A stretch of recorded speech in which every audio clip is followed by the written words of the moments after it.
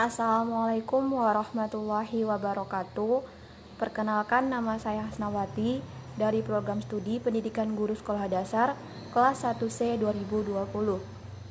Video kali ini saya buat untuk memenuhi tugas mata kuliah konsep dasar IPA Biologi dengan mengangkat tema tumbuhan tingkat tinggi.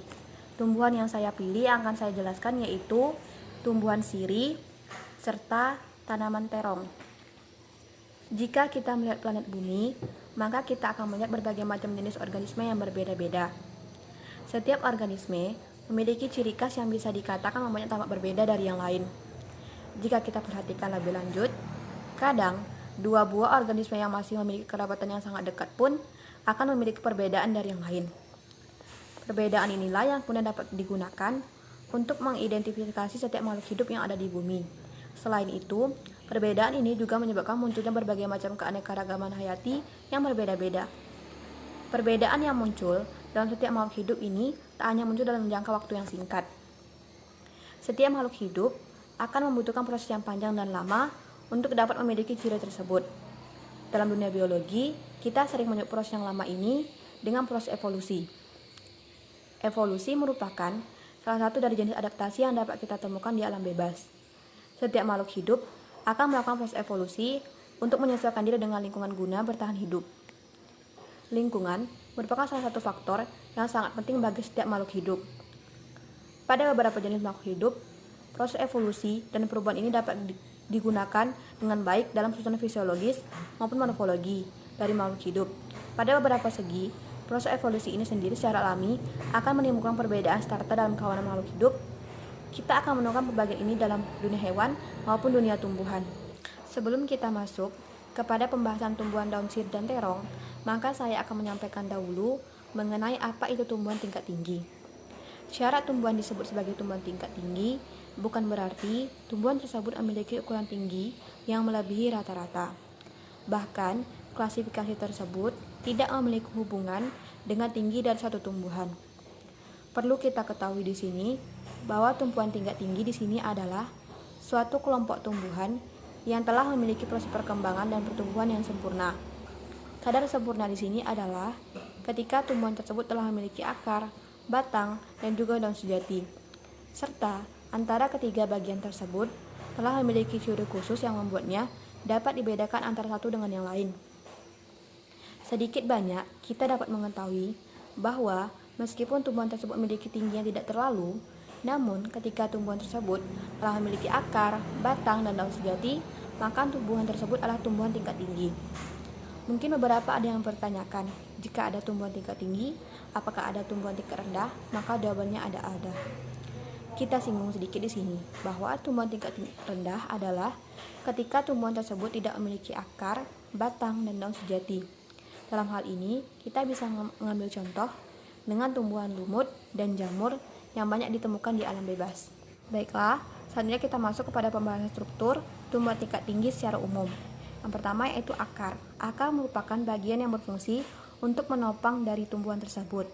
Selain itu, akar juga merupakan satu bagian yang berfungsi guna menyerap berbagai macam zat hara untuk dapat diproses menjadi energi yang dibutuhkan oleh tumbuhan. Dalam dunia tumbuhan sendiri, akar dapat dibedakan menjadi dua bagian utama, yaitu yang pertama akar serabut. Akar serabut merupakan salah satu dari beberapa jenis akar yang dimiliki oleh tumbuhan. Akar yang satu ini memiliki ciri khusus dengan memiliki jumlah serabut akar yang cukup banyak. Selain itu, akar serabut adalah salah satu akar yang tumbuh pada bagian pangkal tumbuhan. Akar serabut biasanya tidak dapat tumbuh besar dikarenakan setiap serabut dari akar akan membentuk serabut akar lagi. Daya jelajah dari akar serabut sendiri bisa dikatakan cukup luas. Yang kedua, yaitu akar tunggang. Akar tunggang merupakan jenis berikutnya yang dapat kita temukan pada tumbuhan tingkat tinggi. Pada tumbuhan tingkat yang memiliki akar tunggang, maka akar primer akan tumbuh menjadi akar utama.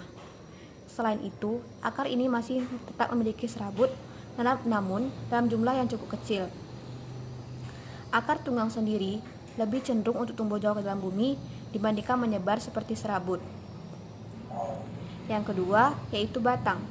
Batang sendiri yang memiliki peranan untuk menopang tumbuhan tersebut. Batang memiliki berbagai macam jaringan tumbuhan yang sangat penting bagi tumbuhan untuk melangsungkan hidupnya. Dalam batang, kita dapat menemukan jaringan xilem dan juga jaringan floem. Kedua jaringan tersebut sangat penting dalam proses penyebaran berbagai macam zat penting yang dibutuhkan oleh tumbuhan. Selain itu, dalam batang dari tumbuhan juga memiliki hormon pertumbuhan dari tumbuhan. Pada beberapa jenis tumbuhan memiliki ciri khusus yang membuatnya berbeda dari yang lain. Ada beberapa golongan tumbuhan yang memiliki organ tumbuhan khusus yaitu kambium. Organ inilah yang kemudian dapat membentuk kayu. Yang ketiga yaitu daun. Struktur terakhir yang tak kalah pentingnya adalah keberadaan dari daun itu sendiri. Fungsi daun bagi tumbuhan itu sendiri sangat banyak sekali. Namun, salah satunya yang cukup penting adalah daun merupakan lokasi berlangsungnya proses fotosintesis. Proses inilah yang kemudian dapat menghasilkan makanan bagi tumbuhan tersebut. Selain berfungsi sebagai lokasi fotosintesis, daun juga merupakan tempat respirasi bagi tumbuhan melalui stomata. Selain memiliki struktur yang dapat kita temukan di atas tumbuhan tingkat tinggi, memiliki beberapa bagian lain yang tak kalah pentingnya. Bagian ini adalah bagian jaringan dari tumbuhan itu sendiri. Setiap jaringan yang ada pada tumbuhan mampu menjadi faktor yang mempengaruhi pertumbuhan dan perkembangan tanaman. Sebut saja beberapa jenis tumbuhan seperti meristem apikal yang berpengaruh dalam pembuatan sel-sel baru bagi tumbuhan. Baiklah, selanjutnya kita masuk kepada pembahasan mengenai pembagian dari tumbuhan tingkat tinggi. Dalam golongan tumbuhan tingkat tinggi, pada dasarnya dapat kita bagi menjadi dua golongan besar utama. Kedua golongan tersebut adalah yang pertama yaitu tumbuhan biji terbuka. Tumbuhan biji terbuka atau yang biasa disebut sebagai gymnospermae. Tumbuhan yang satu ini merupakan salah satu dari beberapa jenis tumbuhan tingkat tinggi yang dapat kita temukan di alam bebas. Tumbuhan ini memiliki ciri-ciri seperti umumnya berakar tunggang, biji tidak dilindungi daging buah, daun dari tumbuhan ini kebanyakan memiliki bentuk menjarum, serbuk, sari, dan juga putih berada dalam satu pohon namun dalam jarak yang terpisah. Tumbuhan jenis ini sering disebut sebagai tumbuhan dikotil. Beberapa jenis tumbuhan yang dapat diklasifikasikan masuk ke dalam golongan ini adalah pakis haji atau sisa serumpi, melinjo, genentum genemon, pinus atau pinus merpusi. Tumbuhan berbiji tertutup. Golongan selanjutnya yang termasuk ke dalam bagian struktur dan organisasi tumbuhan tingkat tinggi adalah tumbuhan biji tertutup. Tumbuhan yang satu ini biasa disebut juga sebagai tumbuhan angiospermae. Tumbuhan yang memiliki ciri-ciri seperti yang pertama yaitu umumnya berakar serabut dan juga tunggang, biji tertutup daging buah, alat perkembangan berupa bunga, memiliki tulang daun. Tumbuhan ini juga disebut sebagai tumbuhan monokotil. Beberapa jenis tumbuhan yang masuk ke dalam bagian ini adalah Asteraceae atau suku kenikir-nikiran, Orchidaceae suku anggrek-angrekan, Fabaceae suku polong-polongan, Rubiaceae suku kopi-kopian, Poaceae suku rumput-rumputan, dan Malvaceae suku kapas-kapasan. Baiklah, kita masuk kepada pembahasan tanaman yang pertama yaitu tanaman sirih. Tanaman sirih adalah tanaman asli Indonesia yang tumbuh berambat atau bersandar pada batang pohon lain. Klasifikasi tanaman daun sirih.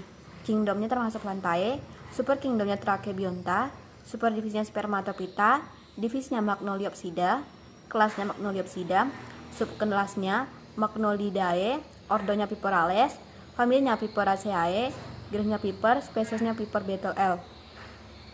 Kemudian kita masuk kepada morfologi dari tanaman sirih. Yang pertama itu pada bagian akar. Akar dari tanaman sirih merupakan sejenis dari akar tunggang dengan bentuk yang bulat lonjong dan punya warna coklat kekuningan. Akar dari tanaman ini terlihat tumbuh merambat ataupun merayap dan mempunyai banyak sekali tunas baru akan tumbuh di bagian akar. Yang kedua yaitu batang. Batang tanaman ini berbentuk bundar memanjang. Batangnya bisa mencapai ketinggian sekitar 5-15 meter. Tumbuhan dengan sangat menyebar ke berbagai tanaman lainnya yang ada di daerah tersebut. Di batang tanaman ini terdapat ruas-ruas sulur dengan jarak sekitar 5-10 cm. Sulur ini nantinya digunakan sebagai lokasi baru untuk pertumbuhan berbagai kecambah baru. Warna dari batang ini kecoklatan sampai warna kehijauan. Yang ketiga yaitu daun. Daun tanaman sirih berbentuk oval ataupun bulat telur dan mempunyai warna hijau muda sampai hijau tua. Daun tanaman ini mempunyai lebar sekitar 2-10 cm dan panjang sekitar 5-15 cm. Pada permukaan tanaman ini, di bagian bawahnya berwarna putih. Bentuk daun tanaman ini Pada umumnya bisa terlihat seperti halnya jantung yang mana pengok daun akan disematkan. Yang keempat, yaitu pada bagian bunga. Bunga dari tanaman daun sirih ini termasuk juga dalam jenis bunga berjemuk, berupa biji-bijian, yang mana biji-bijian tersebut berdiri sendiri dan diketahui berada di ujung cabang dan menghadap ke daun tanaman. Pada bunga jantan, tanaman ini bijinya mempunyai sifat dengan panjang gagang yaitu sekitar 1,5 sampai 3 cm dan ukuran dari benang sari yang pendek. Kepala bunga betina mempunyai pegangan yang terlihat sedikit lebih panjang jika dibandingkan dengan kepala bunga jantan. Panjangnya yaitu sekitar 2,5 sampai 6 cm dan untuk panjang cap mempunyai ukuran sekitar 3 sampai 5 cm. Kemudian pada bagian buah. Buah daun tanaman sirih ini berbentuk seperti halnya bentuk telur yang mempunyai ukuran kecil-kecil. Pada bagian ujungnya botak dan terlihat berwarna abu-abu sampai hitam dan juga mempunyai warna berbulu. Selain itu, pada bagian dalam dari buahnya berbentuk bulat, pipih dan biji dengan warna hitam. Terdapat sekitar 10 sampai 20 biji dalam satu buah. Baiklah, kita masuk kepada jenis tanaman daun sirih. Jenis wulung. Jenis sirih wulung ini merupakan jenis daun sirih yang sangat langka. Jenis sirih wulung ini juga disebut dengan sirih keraton. Ciri utama tanaman ini yaitu penampilannya berwarna ungu. Daun ketika warna daun tersebut disiram dengan menggunakan senter dari bawah. Yang kedua yaitu jenis putih. Tanaman daun sirih jenis putih ini merupakan tanaman sirih dengan warna daun hijau dan juga bertotor-totor seperti warna putih. Daun tanaman sirih jenis putih ini punya warna putih yang akan hilang di usia tua dan akan diganti dengan warna hijau. Daun ini biasanya akan digunakan oleh masyarakat sebagai syarat ritual. Yang ketiga yaitu jenis perak. Ketika daun sirih biasa akan digunakan sebagai sebuah tanaman obat, untuk jenis sirih ini mempunyai fungsi yang berbeda yang ada di Indonesia, yaitu digunakan sebagai tanaman hias. Yang keempat yaitu jenis Filipina. Jenis daun sirih ini merupakan salah satu jenis daun sirih yang langka. Sifatnya sangat mirip dengan sirih merah. Perbedaannya terlihat pada bagian bawah daun sirih Filipina, ini tidak berwarna merah. Jenis gading. Jenis tanaman daun sirih gading juga disebut sebagai sirih kuning. Sirihnya mempunyai penampilan yang sangat mirip dengan daun sirih hijau. Bedanya terlihat pada warnanya yang jauh lebih muda dan lebih mengarah kepada kuning, seperti halnya pupus daun. Sirih gading biasanya digunakan sebagai hal pengobatan. Kemudian, jenis jalu. Jika daun sirih gading mempunyai warna kuning yang terdapat pada semua daunnya, maka jenis dari daun sirih jalu ini mempunyai warna kuning yang hanya terdapat pada bagian pangkal dan terletak pada tengah-tengah daun, sehingga hal tersebut menambah kesan keindahan pada tanaman jenis sirih ini. Kemudian, jenis irian. Jenis daun sirih ini juga disebut sebagai sirih lalapan, karena daun sirih ini biasanya digunakan sebagai lalapan. Jenis sirih ini mempunyai karakteristik daun yang lebar. Kemudian jenis hati. Tidak seperti halnya sirih irian yang mempunyai daun lebar, maka sirih hati memiliki sirih yang bisa dianggap sirih yang terkecil. Hal ini karena batang dan juga daun sirih sangat kecil yang besarnya hanya sebesar uang koin Rp100. Kemudian kita masuk kepada manfaat daun sirih merah. Selain bersifat antiseptik, sirih merah juga bisa dipakai untuk mengobati penyakit diabetes. Dengan meminum air rebusan sirih merah setiap hari, maka akan menurunkan kadar gula darah sampai pada tingkat yang normal. Selain itu, tanaman sirih merah mempunyai manfaat menyembuhkan penyakit ambeien, keputihan, dan bisa digunakan sebagai obat kumur. Karena alkaloid di dalam sirih merah berfungsi sebagai antimikroba. Berikut ini beberapa manfaat dan khasiat daun sirih hijau untuk kesehatan. Cairan daun sirih hijau bisa digunakan sebagai obat semprot hama dan tidak mematikan tanaman. Penyakit dan kutu yang menyerang tanaman bisa sirna. Bisa digunakan untuk mengobati gigi dan gusi yang bengkak. Caranya mudah, kunyah daun sirih hijau secukupnya, atau berkumur dengan rebusan daun sirih ini. Sakit gigi dan gusi bengkak berangsur-angsur akan hilang. Daun sirih hijau dipercaya bisa untuk mengobati keputihan. Rebus daunnya dengan porsi secukupnya, kemudian diminum. Bagi mereka yang terkena sariawan, daun sirih hijau bisa dijadikan solusi yang baik. Kunyah daunnya atau kumur dengan rebusannya. Bila secara rutin berkumur dengan rebusan sirih hijau, bau mulut tidak sedap pun akan hilang. Sirih hijau, daunnya juga dipercaya bisa untuk mengobati demam berdarah. Minum rebusan daunnya bisa mematikan kuman penyebab demam berdarah. Atau oleskan gilingan daun sirih hijau ke tubuh, dibalurkan nyamuk penyebab demam berdarah tidak berani menggigit. Kemudian, minum air rebusan bisa memperlancar haid yang tidak teratur, bisa untuk mengobati asma, mengobati radang tenggorokan. Air rebusannya dapat digunakan untuk membersihkan mata, dapat menghilangkan bau ketiak, mampu mengobati luka bakar. Caranya, ambil daun sirih hijau, panaskan supaya layu, lalu tempelkan pada luka bakar. Bila hidung keluar darah terus atau mimisan, gulungan daun sirih hijau dapat disumpulkan di hidung, bisa membuat darah yang keluar pun terhenti. Jadi bisa dijadikan obat mimisan. Kemudian, menghilangkan gatal-gatal di kulit. Caranya, balurkan tumbuhan daun sirih hijau ke bagian tubuh yang gatal-gatal. Niscaya, gatalnya jadi reda atau bahkan hilang sama sekali. Daun sirih hijau juga bisa digunakan untuk mengobati eksim atau penyakit kulit lainnya. Tanaman sirih hijau ternyata bisa mengusir semut, nyamuk, lalat, dan serangga lain di sekitar lokasi tanaman ini. Semut dan serangga akan menyingkir. Kemudian, kita masuk kepada cara membudidayakan sirih. Ada beberapa cara yang dapat dilakukan untuk membudidayakan sirih. Di antaranya, yang pertama itu dengan cara stik. Bagi Anda yang ingin mencoba menanam sirih, cobalah dengan cara stik. Caranya yaitu, sediakan media tanam stik berupa tanah, pasir, dan kompos. Perbandingan tanah, pasir, dan kompos dengan perbandingan 3:1:3. Masukkan ke dalam polybag berdiameter 10 cm yang bagian bawahnya sudah dilubangi atau menggunakan bekas botol aqua gelas. Pilih batang sirih yang sudah tua, kemudian potong batang sirih kira-kira 2 ruas. Jangan asal potong, sebaiknya batang yang dipilih sudah memiliki 2-3 lembar daun. Kemudian, rendam potongan batang ini ke dalam air biasa kira-kira 15 menit lalu angkat. Kemudian, masukkan stik ke dalam media tanam yang sudah disediakan. Letakkan stik yang sudah ditanam ke tempat teduh yang sinar mataharinya kira-kira 60% saja. Kemudian cara kedua itu dengan cara runduk. Pilih batang sirih yang sudah panjang, kemudian cukup letakkan di tanah atau di media yang telah kita siapkan. Setelah beberapa minggu, akar akan tumbuh dan batang sirih siap dipotong. Kemudian cara yang ketiga itu menggunakan cara stik air. Cara ini paling mudah, cukup potong batang sirih, kemudian batangnya direndam di air sampai akarnya keluar.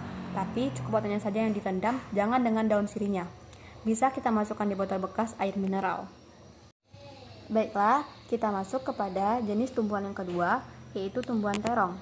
Terong merupakan satu tumbuhan tropis yang diperkirakan berasal dari Asia, yaitu dari India dan Burma. Biasanya, terong bisa hidup pada ketinggian hingga 1.200 di atas permukaan laut. Pada abad ke-5, terong disebarkan ke Cina dan ke negara tropis lainnya serta subtropis.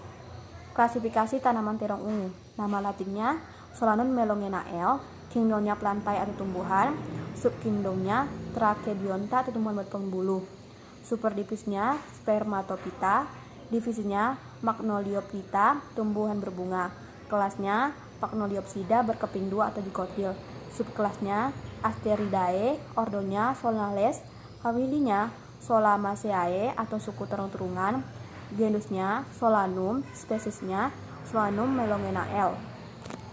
Ciri morfologi terong. Yang pertama yaitu pada bagian akar. Pohon terong memiliki jenis akar tunggang. Pengertian akar tunggang biasanya punya jenis akar utama yang biasanya ditumbuhi oleh cabang-cabang akar lainnya.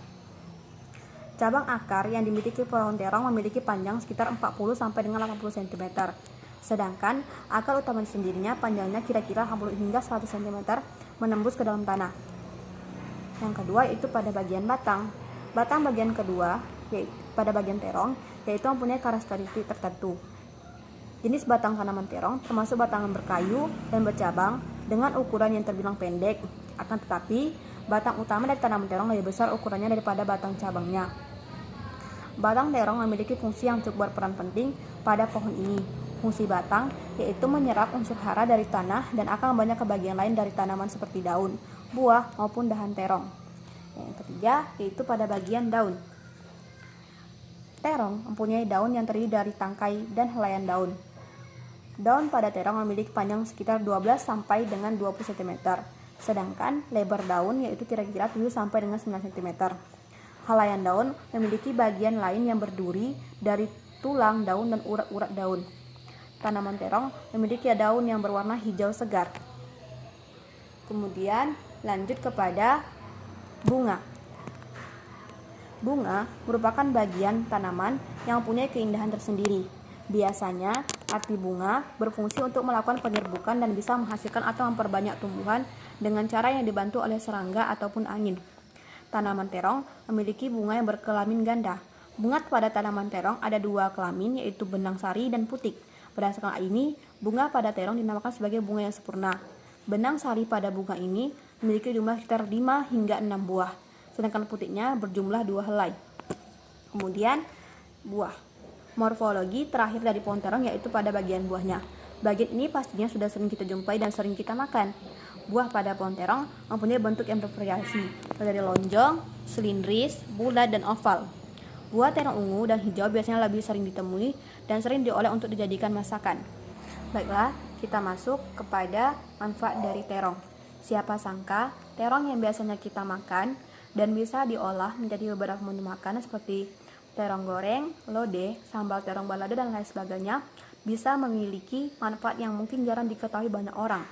Untuk lebih jelasnya, maka berikut ini merupakan manfaat dari terong yang bisa digunakan untuk menjaga kesehatan. Di antaranya yaitu yang pertama yaitu menjaga kadar gula darah. Kandungan polifenol yang terdapat pada tanaman terong memiliki antioksidan yang sangat banyak. Kandungan polifenol setelah diuji ternyata bisa digunakan untuk mengurangi penyerapan gula darah yang berlebih, sehingga dengan mengkonsumsi terong bisa menjaga kadar gula yang ada pada tubuh. Selain itu, kandungan serat yang ada pada terong juga berfungsi untuk melancarkan pencernaan. Kemudian, memberikan nutrisi pada otak. Terong selain memiliki polifenol di dalamnya juga terdapat kandungan antosianin. Kandungan antosianin ini terdapat pada kulit terong. Fungsinya yaitu bisa memperlancar aliran darah menuju otak, sehingga otak bisa bekerja dengan maksimal. Mengkonsumsi terong juga bisa dijadikan solusi untuk mencegah sifat pelupa pada seseorang yang usianya semakin bertambah. Kemudian, dapat mencegah kanker. Terong yang kita konsumsi bisa menangkal radikal bebas yang masuk dalam tubuh, sehingga dengan pencegahan radikal bebas yang maka juga bisa menekan terjadinya penyakit kanker yang bisa menyerang tubuh. Hal ini disebabkan terong kaya akan antioksidan yang memiliki banyak manfaat untuk kesehatan. Kemudian menurunkan berat badan. Bagi kalian yang sedang melangsungkan program diet, maka jenis sayuran yang bisa Anda makan salah satunya adalah terong. Sayuran ini memiliki serat yang tinggi dan rendah kalori, sehingga dengan mengkonsumsi terong, berat badan akan lebih terjaga. Kemudian, menjaga kesehatan kulit. Salah satu cara alami yang bisa digunakan untuk menjaga kesehatan kulit yaitu dengan mengkonsumsi sayur terong. Selain itu, terong juga bisa dibuat masker agar kulit wajah tampak lebih cerah. Baiklah, kita masuk kepada cara budidaya tanaman terong. Terong yang memiliki nilai peluang di pasar perlu untuk dibudidayakan, karena hal ini akan memberi keuntungan bagi para petani, penjual, dan juga pembeli pastinya. Berikut ini merupakan cara budidaya tanaman terong yang dijelaskan secara bertahap. Yang pertama, yaitu pemilihan bibit terong. Tahap pertama yang perlu kita lakukan sebelum melakukan penanaman terong adalah memilih bibit terong terlebih dahulu. Melalui bibit, maka terong akan tumbuh lebih banyak. Pastikan bahwa benih yang dipilih merupakan bibit dengan kualitas yang unggul, memiliki ukuran dan bentuk yang sama. Apabila bibit sudah dipilih, maka bibit bisa disemai di media tanam yang telah disediakan sebelumnya. Selama proses penyemaian terong, usahakan tanaman mendapat sinar matahari serta air yang cukup. Selain itu, proses ini bisa kita tunggu kurang lebih selama 1 bulan. Kemudian, tahap selanjutnya adalah penanaman terong. Bibit yang sudah tumbuh selanjutnya bisa kita tanam di lahan yang sudah kita siapkan sebelumnya. Lahan pertanian yang akan kita tanami terong dibuat lubang terlebih dahulu dan kita campuri dengan tanah serta padi sekam. Kemudian, masukkan bibit terong yang sudah keluar cambahnya ke lubang tanam. Pastikan setelah memasukkan bibit ke lahan tanam, kita harus menimbunnya lagi dengan tanah agar tanaman lebih kokoh dan tidak mudah roboh. Perawatan tanaman terong, apabila kita menginginkan tanaman terong segera tumbuh dengan hasil yang maksimal, maka perawatan perlu dilakukan. Beberapa cara yang bisa dilakukan untuk memelihara tanaman terong yaitu penyiraman dan pemupukan. Penyiraman tanaman terong bisa dilakukan setiap pagi dan sore hari secara rutin. Tujuannya agar tanaman tidak mudah layu. Selanjutnya, pemberian pupuk juga diperlukan dan biasanya bisa disesuaikan dengan kondisi tanaman. Pupuk yang baik untuk tanaman terong yaitu sebaiknya menggunakan pupuk organik. Kemudian pupuk bertujuan agar tanah semakin subur. Kemudian tahap yang terakhir yaitu panen tanaman terong. Tahap terakhir dari budidaya tanaman terong adalah pemanenan tanaman. Biasanya panen merupakan hal yang ditunggu-tunggu karena dengan cara ini petani bisa memperoleh hasil yang bisa dijual dan menghasilkan uang. Pemanenan ini biasanya diambil adalah bagian buahnya. Terong harus dipanen dengan hati-hati agar tidak merusak bagian tanaman yang lain. Pastikan bahwa terong yang dipanen merupakan tanaman yang sudah layak panen, bukan yang masih terlalu muda. Baiklah, itulah tadi penjelasan singkat dari tanaman sirih serta tanaman terong. Jika terdapat kesalahan, kurang lebihnya saya mohon maaf. Wassalamualaikum warahmatullahi wabarakatuh.